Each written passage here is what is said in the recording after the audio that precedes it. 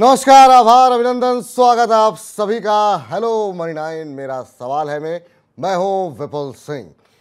कल जब सेंसेक्स ने नया उच्चतम स्तर बनाया था तो उम्मीद ये लग रही थी कि कल ही निफ्टी भी नया उच्चतम स्तर बनाएगा।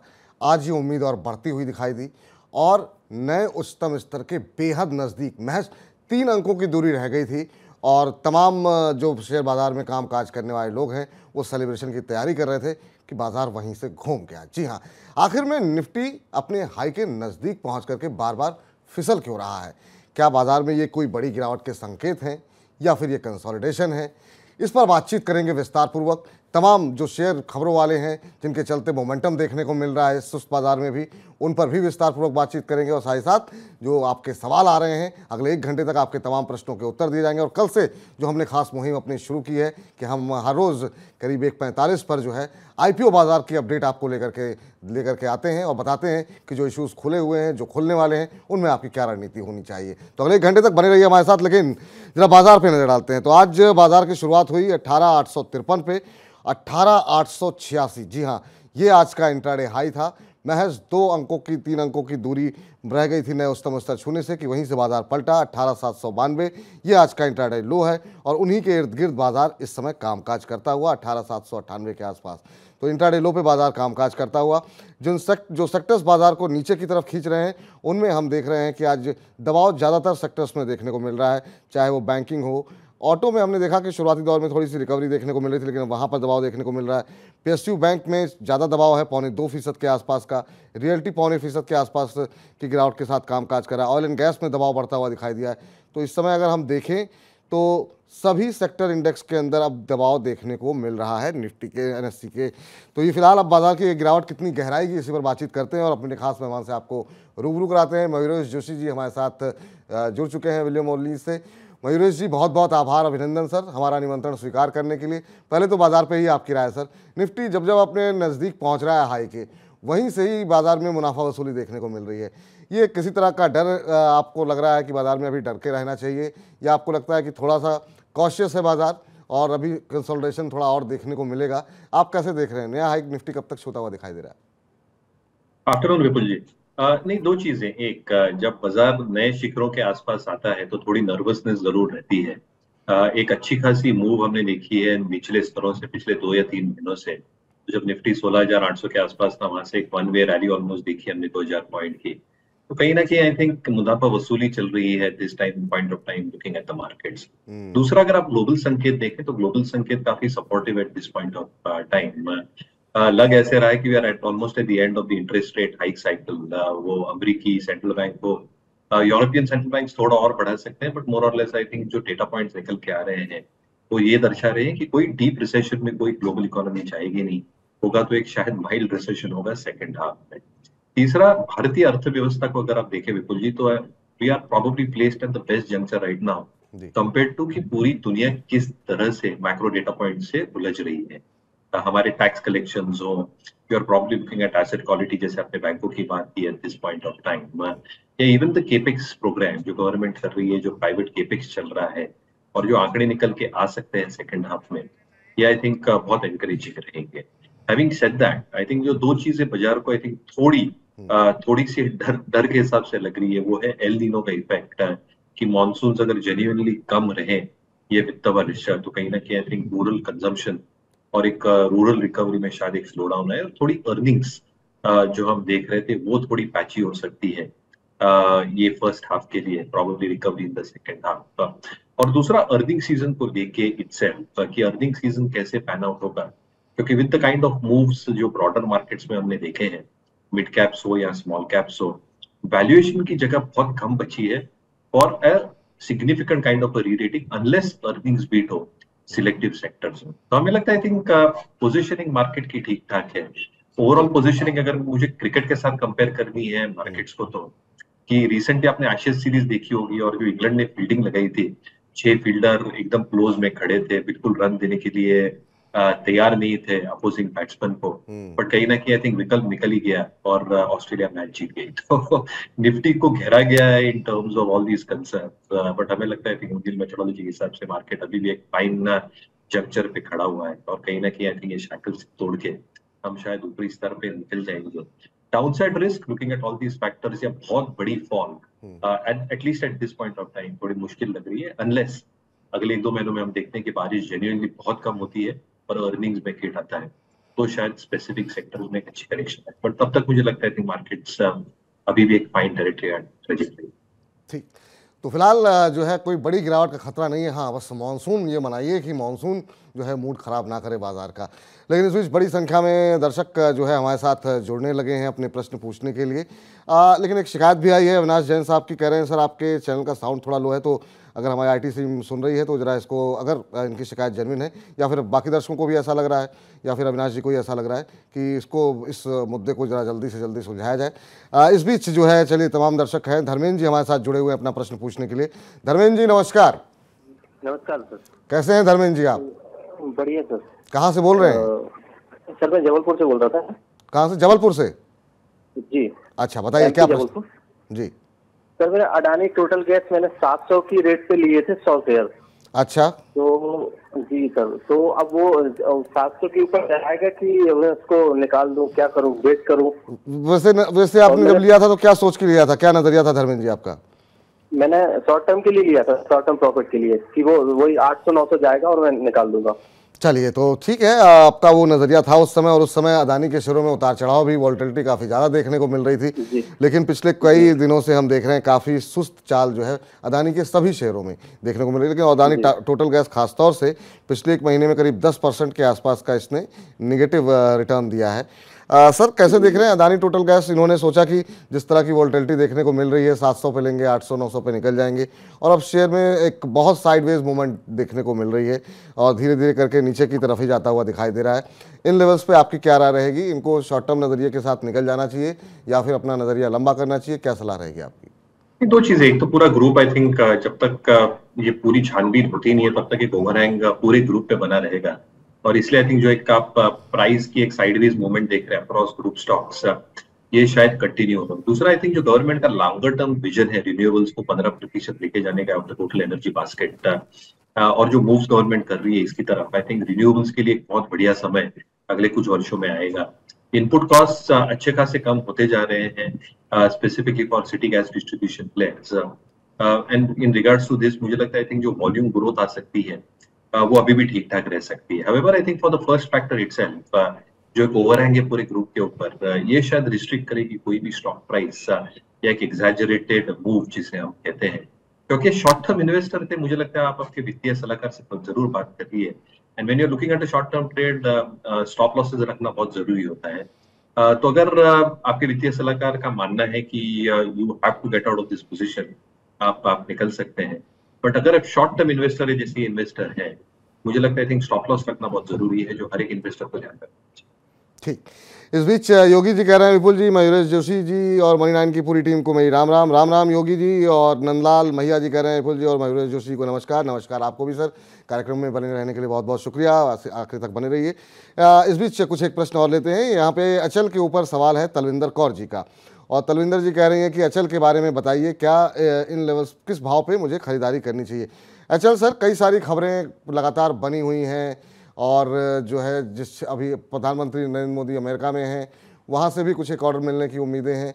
ओवरऑल इस क्षेत्र में हालांकि रैली काफ़ी आ चुकी है, लेकिन क्या इन लेवल्स पे भी खरीदारी बनती है? जानना चाह रही तलविंदर जी। तो विपुल जी आपने डिफेंस की बात की, राइट?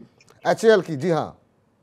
हाँ जी, तो आई थिंक HAL की मूवमेंट एग्जैजरेटेड रही है, तो आई थिंक आप HAL देखें, माजगांव देखें, काफी डिफेंस स्टॉक्स देखें, आई थिंक एग्जैजरेटेड मूव है। एक मैक्रो पर्सपेक्टिव अगर डिफेंस का देना है, जितनी ऑर्डर फ्लोज आ सकती हैं अगले 4 या 5 वर्षों में, एक्सपेक्टेशन डिफेंस सेक्टर के लिए कि 8 लाख करोड़ का जो एक बजटेड आउटले है, ये शायद आत्मनिर्भर स्कीम्स की तरफ दे, और इसलिए मुझे लगता है I think defence stocks definitely focus में रहेंगे। दूसरा, जो मार्जिन्स के साथ ये ऑर्डर्स आ रहे हैं वो अच्छे खासे हैं, और इसलिए आई थिंक पूरी की पूरी ऑपरेटिंग लेवरेज शायद इनके बैलेंस शीट पे प्ले आउट हो।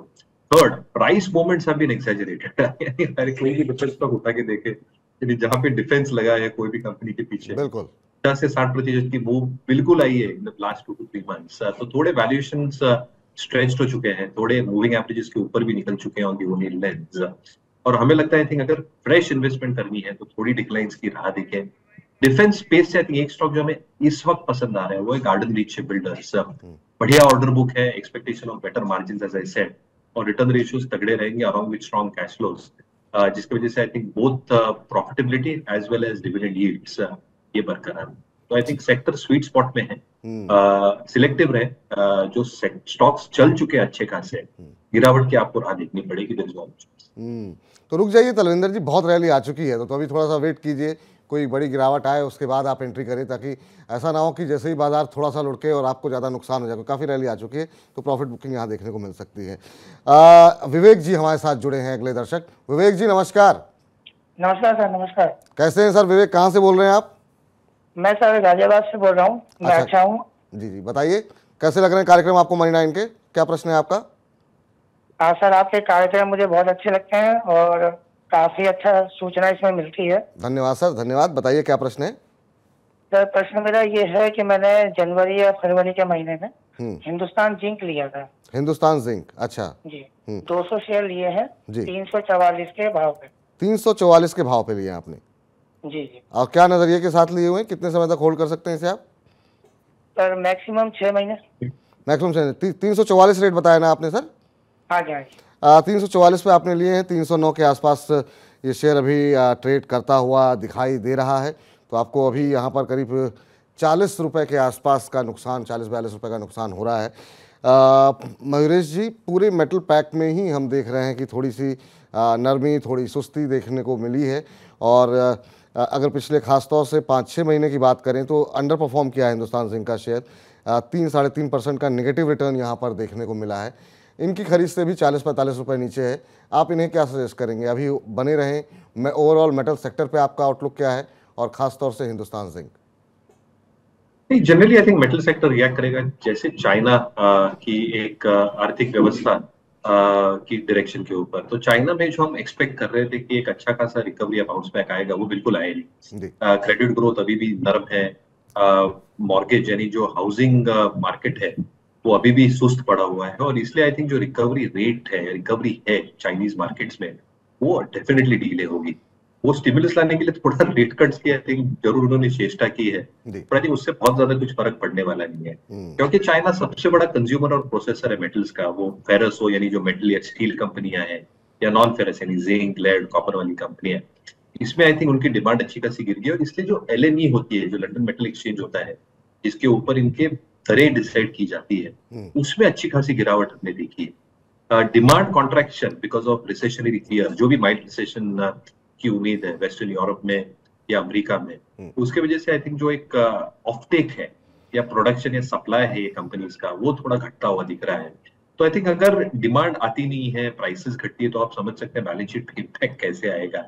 और इसलिए आई थिंक मेटल कंपनीज थोड़े पेन से ये वर्ष के लिए जरूर निकल जाएंगी।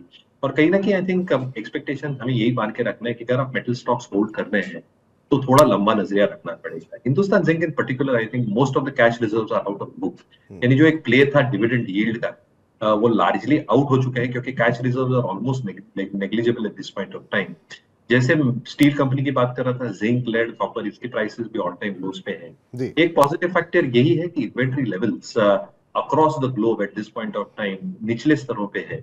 तो जैसे डिमांड रिकवरी आएगी तीसरे या चौथे तिमाही से ये वित्त वर्ष में, एक स्ट्रॉन्ग पुलबैक का ट्रेड्स संभव है ये सारे स्टॉक्स में या सेक्टर्स में।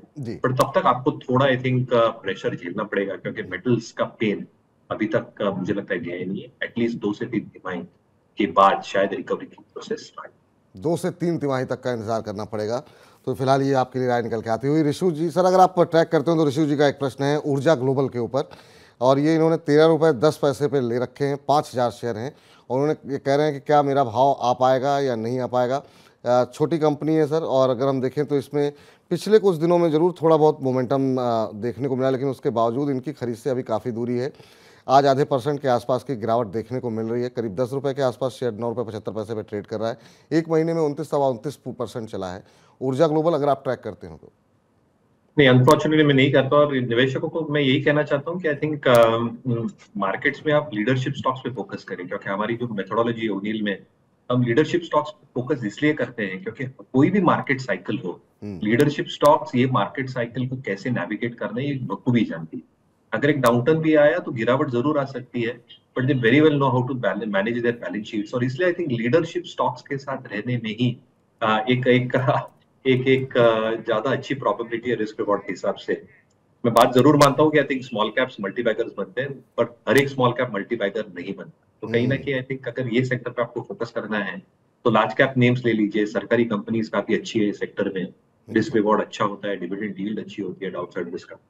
ठीक, तो ये आपके लिए फिलहाल राय, दूर रहिए सर ऐसी कंपनियों से। आप खुद भी परेशान है कि भाव आएगा कि नहीं आएगा।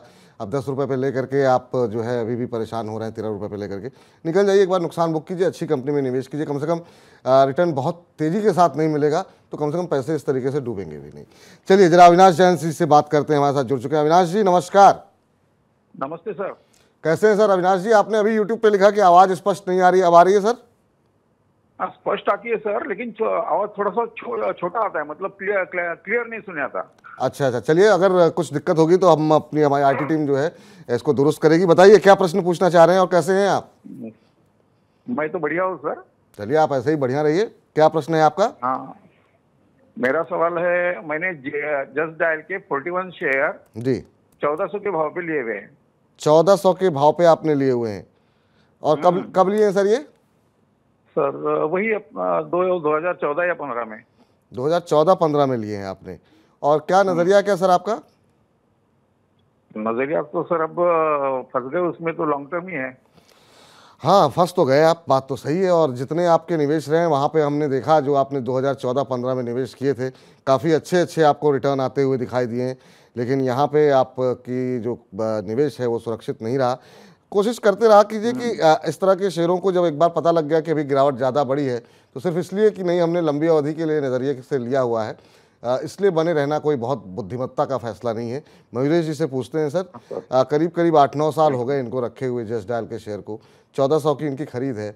क्या करना चाहिए ख़ासतौर से ऐसे निवेशक जो तमाम आप जैसे एक्सपर्ट को या किसी को सुन करके इनको लगता नहीं लॉन्ग टर्म ही सबसे अच्छा विकल्प है? और इन्होंने भी बहुत सारे लॉन्ग टर्म में के शेयरों में जो इन्होंने इनके प्रश्न बीच बीच में आते रहते हैं, काफ़ी पैसे कमाए भी हैं। अब इन्हें जस्ट डायल में क्या करना चाहिए सर? नहीं, आप एक ट्रांजिशन फेज से गुजर रही थी कंपनी, और वो कभी वापस आ ही नहीं चुके टू द पीक लेवल्स जो हमने प्रीवियस 2000-2010 के बुल मार्केट में देखा था। तो आई थिंक जो एक ट्रांजिशन फेज था वो अभी भी आई थिंक एक ट्रांजिटरी फेज ही है। जो कंसिस्टेंसी कंपाउंडेड अर्निंग्स ग्रोथ की हम इच्छा रखते हैं कोई भी कंपनीज के लिए consistently over a longer period of time, वो शायद मिसिंग है।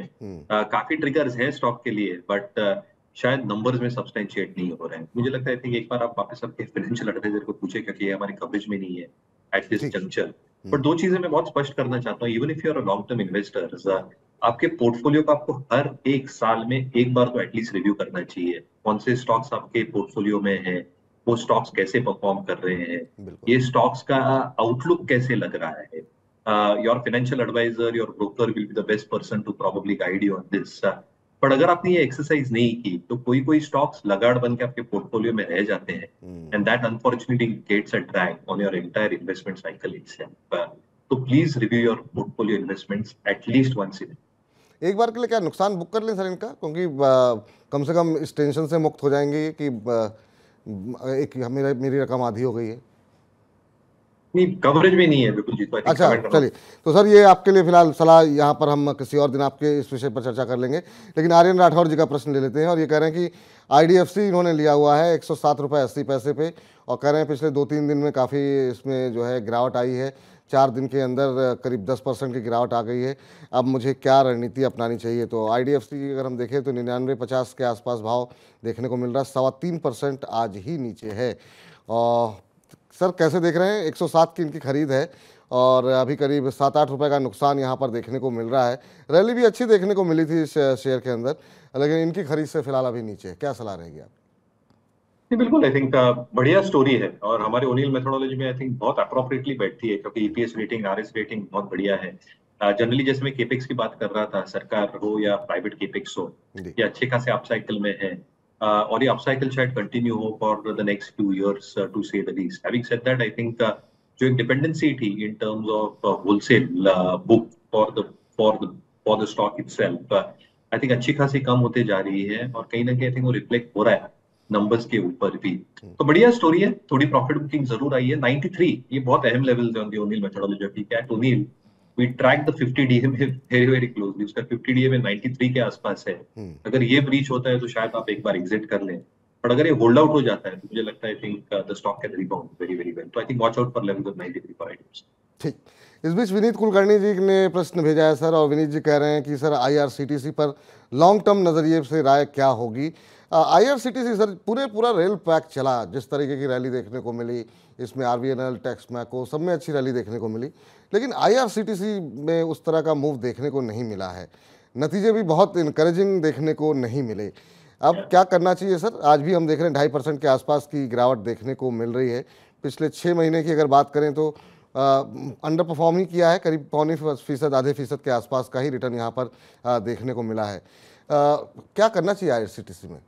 नंबर्स बिलो पार है, you are absolutely right. I think चौथे तिमाही में भी नंबर्स थोड़े सॉफ्ट ही रहे थे।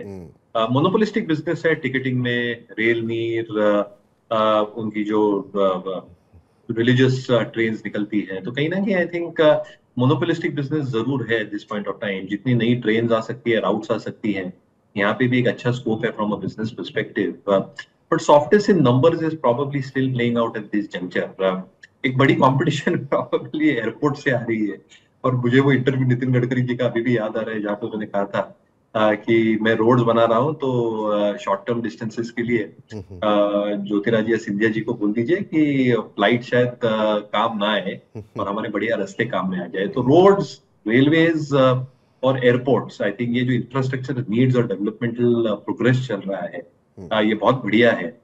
Stock as I said is placed very well from a long term perspective, but मैं Q1 के नंबर्स देखना चाहता हूँ। तो let's have a look at Q1 numbers. अगर Q1 नंबर्स ठीक ठाक रहे, मैनेजमेंट कमेंट्री एनकरेजिंग रही, तो एक बार ये स्टॉक देखा जा सकता है, बट डिपेंडेंस रहेगा फर्स्ट हाफ के नंबर्स के ऊपर। अगर एक एनकरेजिंग ट्रेंड दिखा on what we have probably seen as a de-acceleration in earnings तीसरे और चौथे तिमाही में, और एक एनकरेजिंग ट्रेंड फर्स्ट और सेकंड क्वार्टर में दिखा, तो मुझे लगता है कि वापस एक बार मोमेंटम या स्टॉक में आ सकते हैं। तो आई थिंक फर्स्ट हाफ के नंबर बहुत महत्वपूर्ण रहेंगे IRCTC। ठीक। चलिए, इस बीच साकिब आलम खान साहब से कह रहे हैं कि सर आपसे बात कैसे करें सर, हर रोज बताते रहते हैं, ऊपर भी आप जो हमारा बैंड चल रहा है उसमें है, एक बार फिर से आपको बताए थे 9311121874 पर आपको एक व्हाट्सएप कर देना है। आपको व्हाट्सएप जो है अपना पूरी डिटेल में सवाल के साथ करना है, कितने शेयर आपके पास हैं, कितने समय के लिए आप होल्ड कर सकते हैं, किस भाव पर लिए हैं, नज़रिया आपका शॉर्ट टर्म का है, लॉन्ग टर्म का है, तमाम डिटेल के साथ अभी भेज दीजिए, और अभी आपके प्रश्न का उत्तर हम मयूरेश जी से दिलवाते हैं।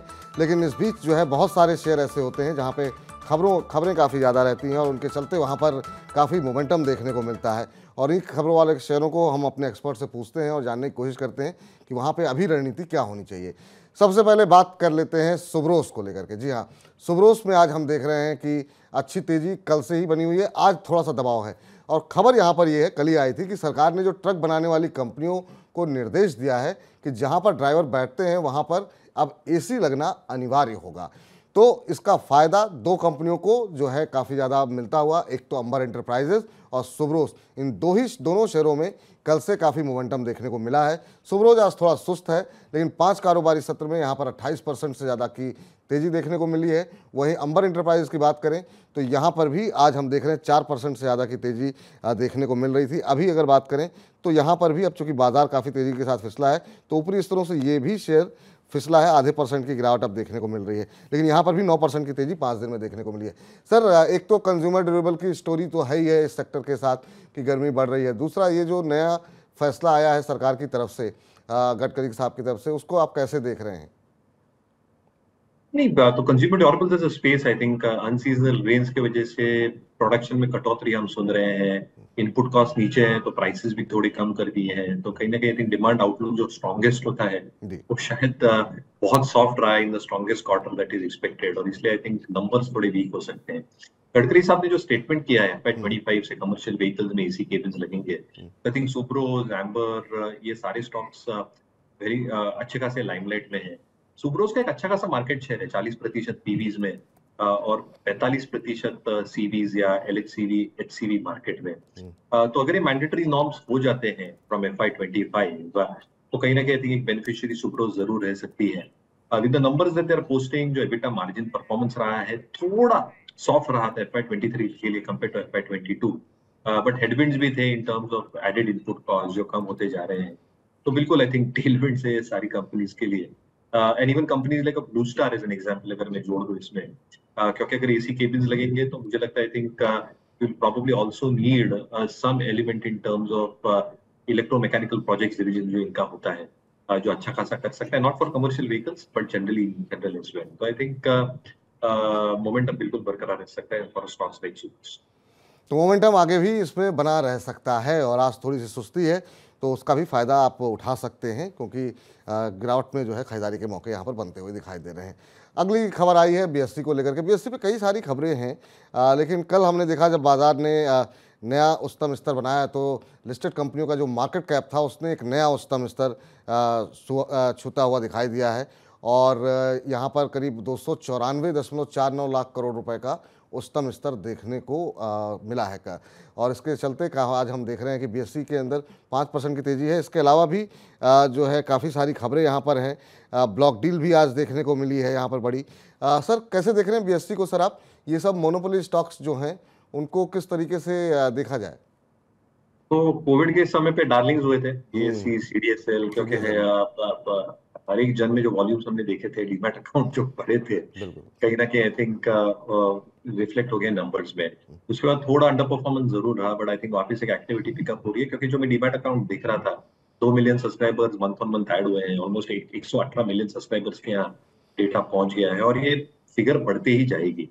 तो आई थिंक एक अच्छी क्वालिटी है in terms of the proxy to the market. But ये जंक्चर में हमें लगता है प्रॉक्सी टू द मार्केट से इकोनॉमी में केफिन टेक्नोलॉजीज हो सकता है। अच्छा खासा होल्ड है in terms of the AMC business equity.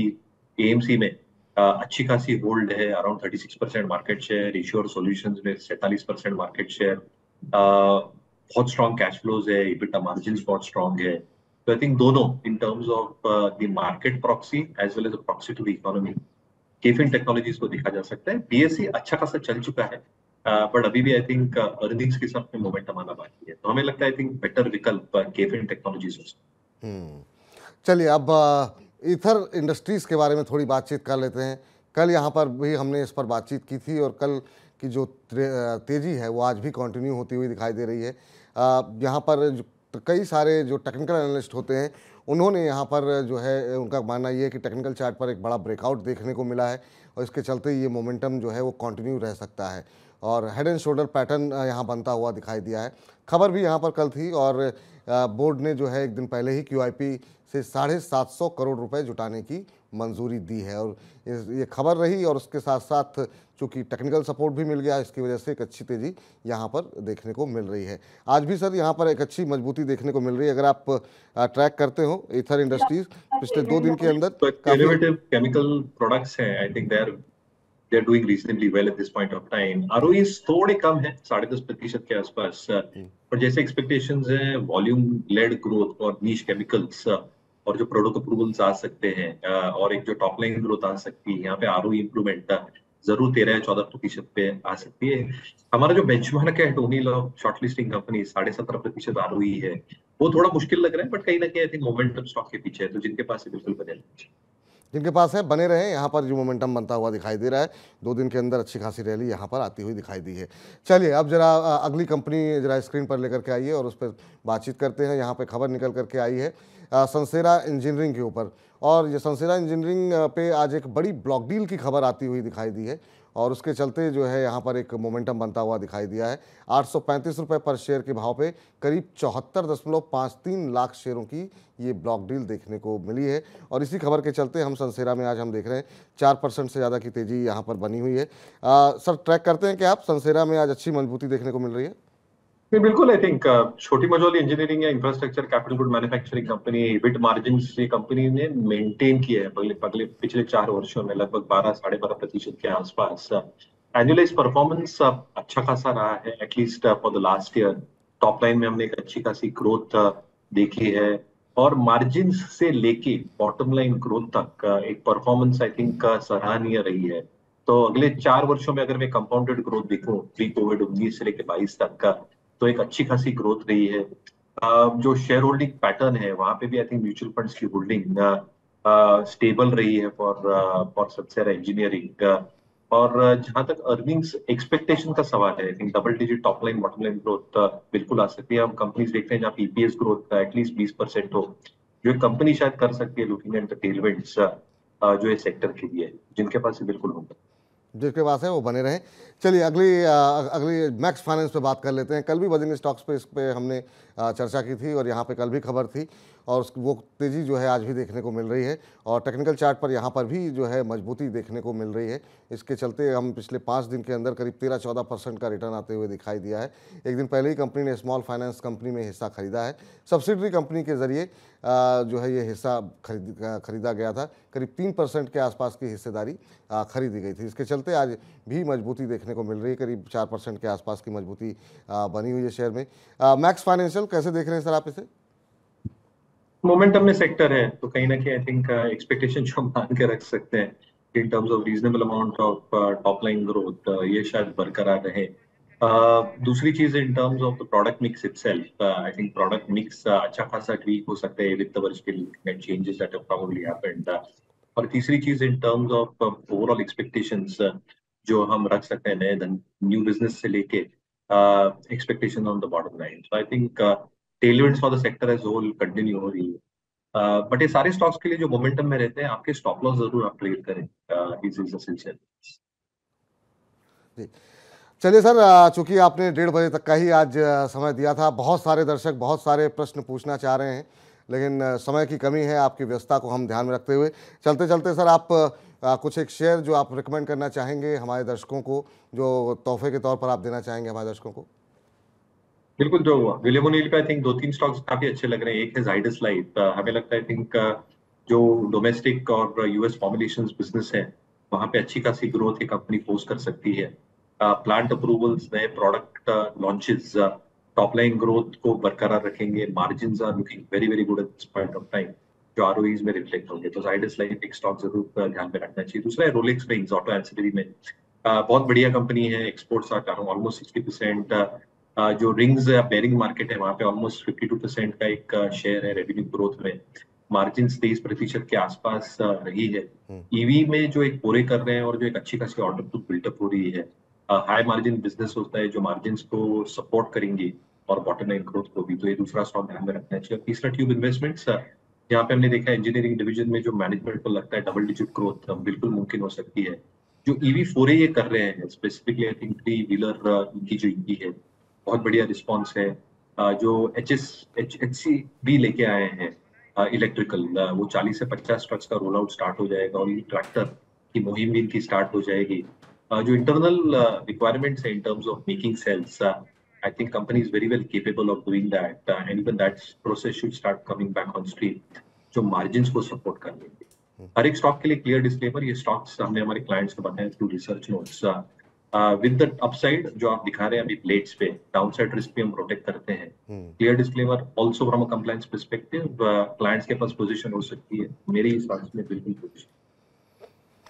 चलिए, तो इस बीच एक बार फिर से जो लोग स्टॉप लॉस और लक्ष्य नोट नहीं कर पाए हैं उनको हम जरा बता देते हैं कि एक स्टॉप लॉस जो आप लक्ष्य के साथ साथ स्टॉप लॉस को ध्यान में रखें। आप 2555 का लक्ष्य रोलेक्स रिंग्स में निकल करके आता हुआ 2232 के आसपास शेयर ट्रेड करता हुआ 2045 का एक स्टॉप लॉस लगाने की यहाँ पर मयूरेश जी की तरफ से सलाह दी गई है आपको।